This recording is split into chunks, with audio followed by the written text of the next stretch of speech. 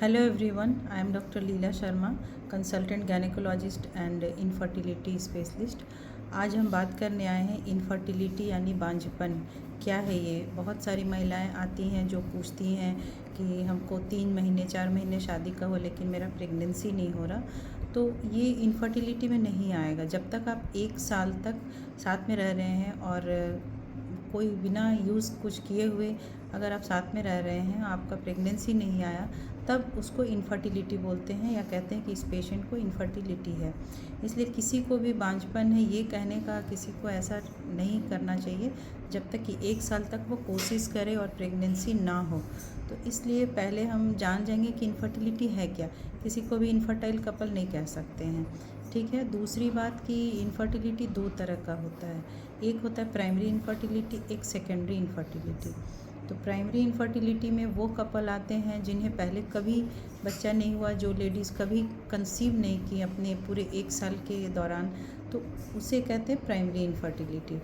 Secondary infertility, जैसे बहुत महिलाएं हैं जिनको एक बच्चा हो गया, सेकंड बेबी नहीं हो रहा है, तो ये सेकेंडरी इनफर्टिलिटी होता है और वो कोशिश करने के बाद भी सेकंड नहीं कंसीव कर पाते, तो ये सेकेंडरी इनफर्टिलिटी। तो हम जानेंगे कि प्राइमरी इनफर्टिलिटी के क्या कॉज हो सकते हैं। तो इनफर्टिलिटी में सबसे पहले हमें मेल पार्टनर को भी एक्सक्लूड करना है कि इन्हें कोई प्रॉब्लम ना हो, क्योंकि प्रेगनेंसी तो दोनों से होना है। तो सबसे पहले हम मेल का सीमेन टेस्ट करवाते हैं, जो शुक्राणु का जांच होता है। इसमें वो देखते हैं कि शुक्राणु का काउंट कितना है, मोटिलिटी क्या है, मॉर्फोलॉजी क्या है। ये 3 देखने के बाद ही हम लोग फिर आगे कहते हैं कि हाँ मेल पार्टनर सही है। फिर सेकंड आता है कि आप फीमेल का टेस्ट करेंगे। सबसे पहले बहुत सारे लोगों को ये पता नहीं होता है कि फर्टिलिटी पीरियड क्या होता है। तो अगर आपकी साइकिल 28 to 35 डेज़ जो नॉर्मल साइकिल है, तो आप मान के चलें कि मेंस के 10वें दिन से 20वें दिन तक का पीरियड जो है फर्टाइल पीरियड होता है। फिर एग्जैक्ट कौन सा डे फर्टाइल पीरियड है वो पता करने के लिए हम लोग आगे जांच करेंगे। तो ये एक टाइम आप बता देते हैं, कुछ मेडिसिन देते हैं हम लोग। बहुत बार हम लोग प्रेगनेंसी अगर आता है नहीं आता उसके लिए प्रोजेस्टेरॉन का सपोर्ट देते हैं उस साइकिल, और बोलते हैं कि आप एक बार ट्राई करो 1 महीने में अच्छे से। अगर नहीं होता है प्रेगनेंसी तो फिर हम फीमेल का आगे कुछ जांच करेंगे। तो फीमेल में 2 जगह प्रॉब्लम आ सकता है, जैसे आपका एग है, फॉलिकल नहीं बन रहा, फॉलिकल टाइम पे रप्चर नहीं हो रहा। सेकंड है ट्यूबल फैक्टर, ट्यूबल फैक्टर अगर आपको है तो ट्यूब ब्लॉक होगा। तो ये थोड़ा सीरियस मैटर है, इसके लिए आगे हम आपको बताएंगे। और तीसरा जो इनफर्टिलिटी है वो है कि आपका सर्वाइकल फैक्टर, जो बच्चेदानी का मुंह है, उसके कारण भी हो सकता है प्रेगनेंसी ना हो। तो ये हम 1 बाय 1 उसको एक्सक्लूड करते हैं। तो हमें सबसे पहले देखना होता है कि इसका एग बन रहा है कि नहीं, रप्चर हो रहा है कि नहीं। उसके लिए हम लोग फॉलिकुलोमेट्री कहते हैं। तो वो फॉलिकुलोमेट्री एक स्टडी होता है, अल्ट्रासाउंड से फॉलिकल बन रहा है कि नहीं वो देखना है। जब आप इंडक्शन करते हैं तो फिर हम उसको फॉलिकल को रप्चर के लिए एक इंजेक्शन देते हैं जो ट्रिगर करता है कि फॉलिकल रप्चर हो जाए। फिर आप कपल को बोलते हैं कि आप इंटरकोर्स करो और ट्राई करो कि इस मंथ आपकी प्रेगनेंसी आती है कि नहीं।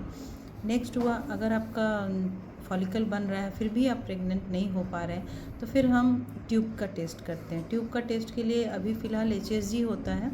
HSG में अगर हमें आ गया कि ट्यूब ब्लॉक है, कुछ उसके बाद इंजेक्शन्स लगता है, जैसे ट्यूब खुलने के लिए है कुछ इंजेक्शन हम लोग देते हैं। अगर उसके बाद भी नहीं खुलता है तो फिर हम लोग लेप्रोस्कोपी से इसको कंफर्म करते हैं कि सिर्फ ट्यूबल ब्लॉकेज है या फिर इसका ट्यूब के सराउंडिंग कुछ एडहेजन्स है। तो ये हुआ। फिर अगर आपका मान लेते हैं कि ट्यूब ओपन है फिर भी प्रेगनेंसी नहीं हुआ, फिर उसके बाद भी हम लोग लेप्रोस्कोपी एक बार ट्राई करते हैं कि आखिर है क्या। अगर आपका ट्यूबल ब्लॉकेज है तो अभी बहुत थ्रू लेप्रोस्कोपी एंड हिस्ट्रोस्कोप ओपन किया जाता है ट्यूब को, बट सक्सेस रेट बहुत अच्छा नहीं है।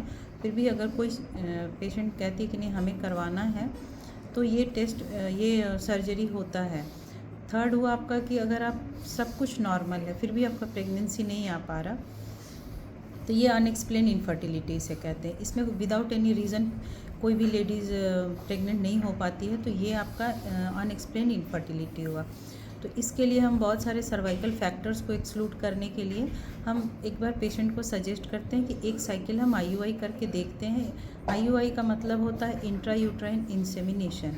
तो इसमें हम स्पर्म को वॉश करके जब सूटेबल सही टाइम होता है तो उसको हम यूट्रस के अंदर रख देते हैं। तो ये इंट्रायूटेराइन इंसेमिनेशन, बट इसका सक्सेस रेट बहुत ज़्यादा नहीं है, ओनली 15% सक्सेस रेट है। तो ये तो आपको प्राइमरी इनफर्टिलिटी का हो गया। सेकेंडरी इनफर्टिलिटी जो हमारे कुछ मरीजों को है, जैसे एक बेबी हो गया आइदर नॉर्मल और सिजेरियन, सेकेंड बेबी नहीं कंसीव कर पा रही है, तो हम जानना चाहते हैं कि उसके बाद कोई एबॉर्शन तो नहीं कराई है, क्योंकि सेकेंडरी इनफर्टिलिटी का मेन कॉज होता है ट्यूबल ब्लॉकेज। तो ये एक्सक्लूड करने के लिए हम लोग की हिस्ट्री लेते हैं। अगर कोई एबॉर्शन का हिस्ट्री है तो हमारा अगला स्टेप होता है HSG करना। HSG में अगर ट्यूबल ब्लॉकेज है तो फिर सारा प्रोसेस जो प्राइमरी इनफर्टिलिटी में किए वो किए। अगर उसके बाद भी नहीं कंसीव करती है पेशेंट, तो फिर उसके लिए एक IVF भी सॉल्यूशन है। पेशेंट को फिर हम IVF सेंटर भेज देते हैं। सेकंड, अगर उसका फॉलिकल कहीं वेट गेन हो गया, PCOD हो गया, तो फिर उसके अकॉर्डिंग फॉलिकल रप्चर के लिए हम लोग ट्राई करते हैं। तो ये सारी चीज़ें हैं। तो आप जो है, और अब अगला स्टेप होता है कि अगर मेल पार्टनर हमारा गड़बड़ है, जैसे काउंट कम है, मोटिलिटी कम है, मॉर्फोलॉजी गड़बड़ है, तो उसके लिए भी कुछ मेडिसिन्स होता है।